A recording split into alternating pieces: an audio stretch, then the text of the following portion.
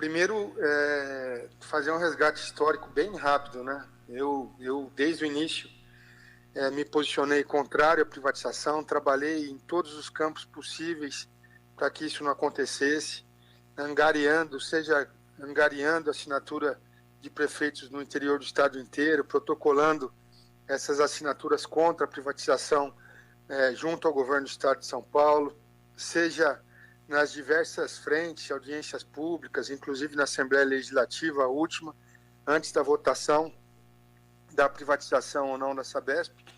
E, infelizmente, e mais uma grande maioria de pessoas foi vencida na Assembleia Legislativa em meados de dezembro de 2023, ao apagar das luzes de 2023, aprovou a privatização da Sabesp. Então, essa é uma luta que, infelizmente, a gente foi vencido. Agora cabe à comunidade, à população de Botucatu, né, ao Legislativo e também ao Executivo, definir qual a melhor alternativa para o nosso município. E dentro das alternativas que a gente tem pelo menos três grandes alternativas. A primeira delas talvez seja a municipalização.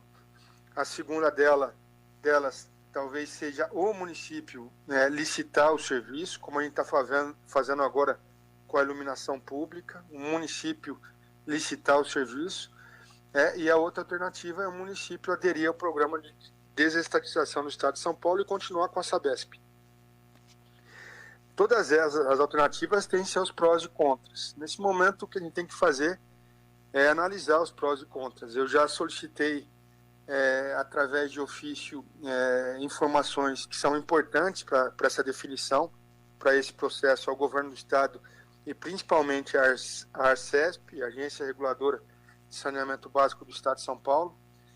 E assim que essas informações chegarem, lógico, vou abrir para a população, vou estar dando conhecimento à Câmara dos Vereadores, levando a audiência pública que já foi marcada, já agendada, e com muita responsabilidade a gente vai discutir essa situação para que a gente não cometa um erro histórico, e comprometa tudo que foi construído até aqui.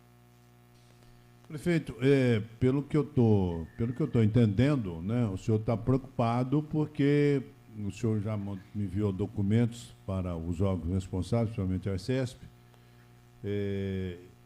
Eu não sei exatamente qual é o tipo de questionamento a ser feito com esses documentos, mas esta preocupação ela existe, eu imagino, eu suponho, devo supor apenas que seja por conta dos investimentos que a Sabesp já fez em Botucatu, né? Estação de tratamento de esgoto, eu não sei quantos quilômetros tem de rede de água e rede de esgoto na cidade, não faço a menor ideia, e principalmente para dar represa, né? A represa que está indo aí para a reta final, para ser entregue para a cidade. Então, esses investimentos preocupam, no caso de, vamos dizer assim, de uma municipalização, esse, no caso da Sabesp vir para a prefeitura, não sei se essa é a sua preocupação, prefeito? Entre elas, é uma das preocupações, né?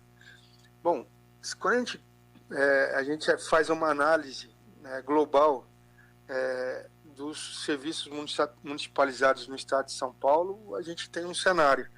E o cenário, na imensa maioria, é um cenário de baixo volume de investimentos, de ingerência política importante, de aumento de inadimplência, de uma empresa inchada do ponto de vista de quadro de funcionários, de uma empresa ineficiente. A gente tem raras exceções que não seguem essa regra das empresas municipais de saneamento.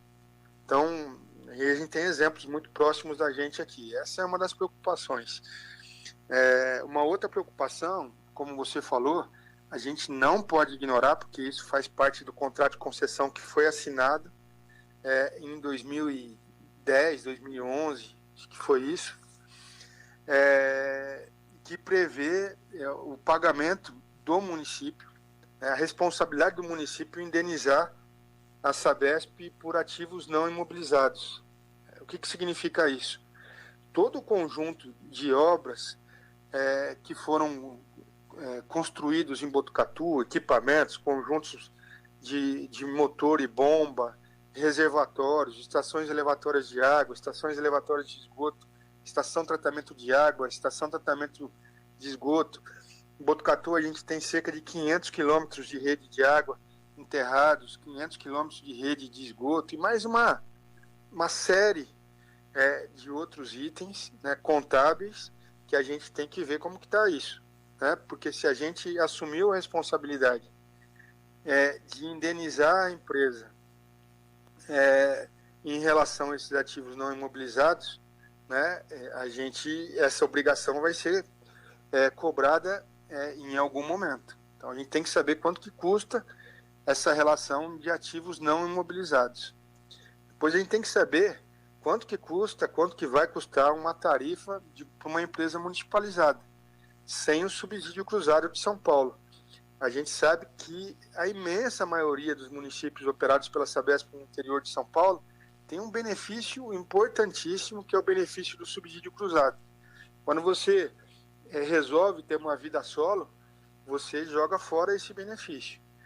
Então a gente tem que saber como que vai se dar a projeção das contas de água e esgoto para a população de uma empresa municipal. Se a projeção for de tarifas menores, muito bem, ponto positivo.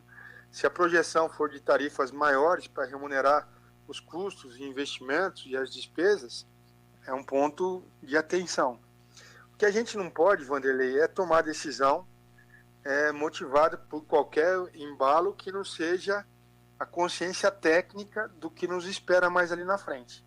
Então, eu não vou me manifestar em relação a qualquer uma das alternativas, seja a empresa municipal, seja o município tomar a rédea e fazer uma licitação e contratar uma empresa privada para operar os serviços de saneamento do nosso município, seja se manter na base de municípios operados pela Sabesp, mesmo com uma nova composição acionária, sem que eu tenha todas as informações em mãos para que a gente possa avaliar quais que serão as consequências dessas decisões que a gente vai tomar agora.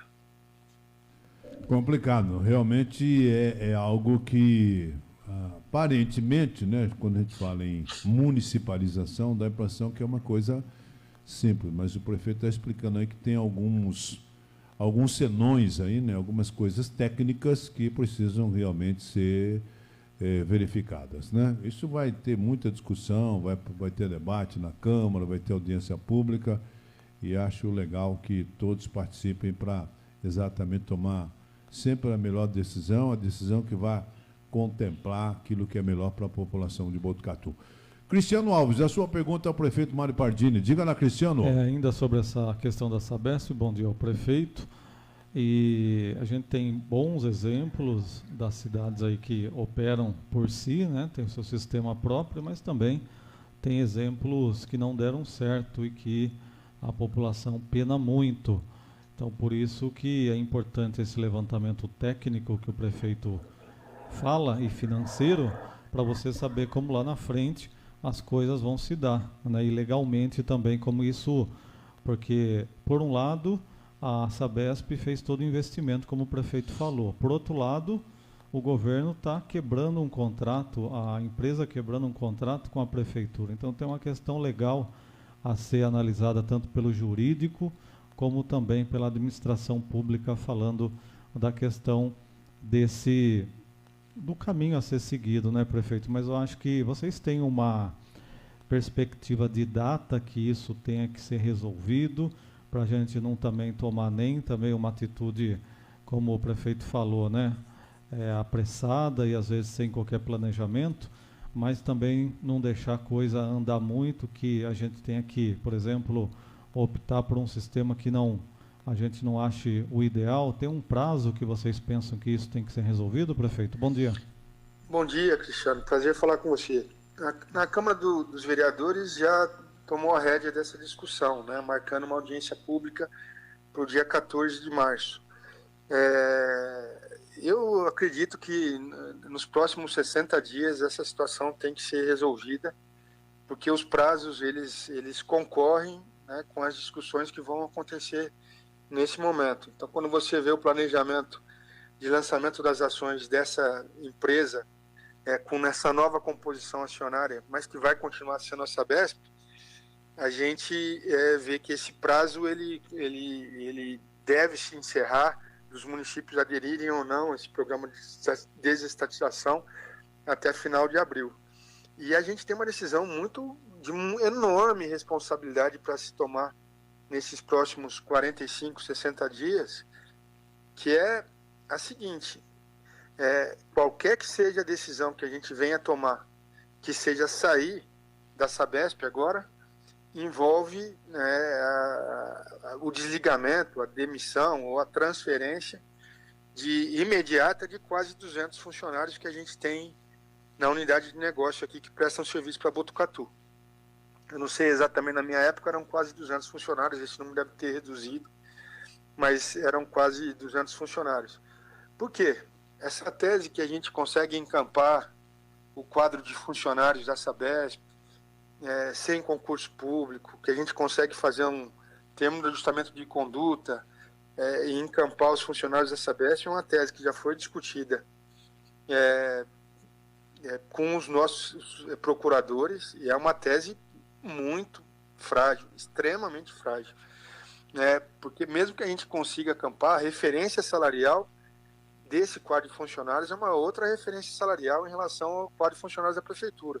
O ajudante na Sabesp ganha um salário, o ajudante na prefeitura ganha outro salário, e no momento que eu encampo, essa é uma das dificuldades que a gente tem.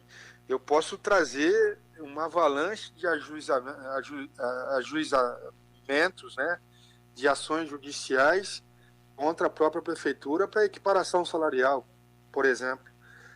Todo mundo sabe que a referência salarial da Sabesp é uma referência que patamares a mais superiores à referência salarial que a gente tem na prefeitura de Botucatu.